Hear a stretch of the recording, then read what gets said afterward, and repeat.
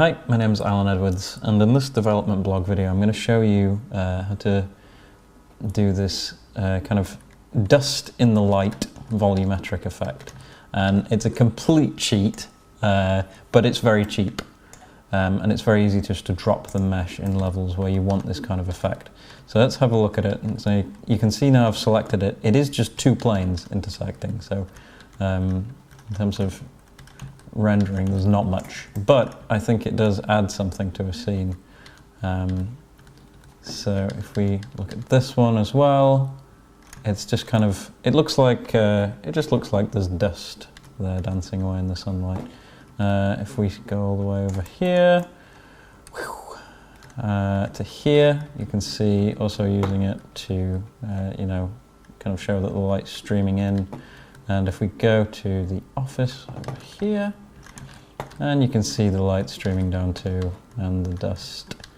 I'm also using it just in these kind of foresty areas for the trees. You might recognize some of these levels from Act 2 Alpha 1. This effect wasn't actually in there. This is something I added after. So this will be in Alpha 2 though, so you can see here as well. So if I select this one, for example, and go to mgod rays, let's pop open the material. So there's some code here. I call it code. There's some nodes here that make the material faces fade out when you're facing away from them. So if I were to disconnect this one here, let it recompile, you can see that's all faces visible.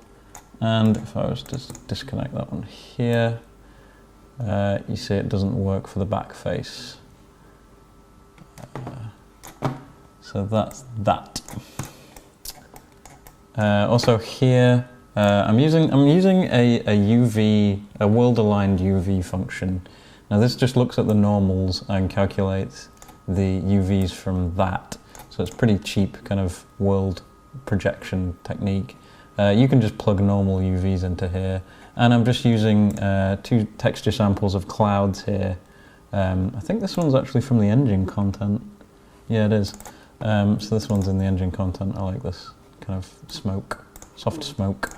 I'm just panning those at different parameters and then multiplying them with each other. Also doing a depth fade, so that one's not very easy to see, but if we have this one here and we drag it too close to the floor, you can see that it fades into the floor. There's no harsh transition. We can actually just show you what happens if we do that. Hopefully my CPU is not going to take ages to compile this again. Yeah, there you go. So you can see that that just removes that harsh transition.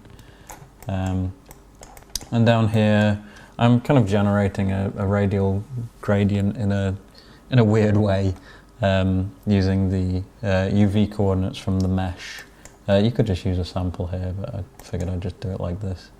So that produces that result, and then I just multiply that with the result from the materials being panned over each other. You see, if I remove that, you get what it really looks like, and it looks absolutely terrible. So that one just kind of fades the edges. Oops, that's not what I wanted. I wanted to plug that back into there. Yes. Yeah. Okay. There's not actually much more to describe on that one.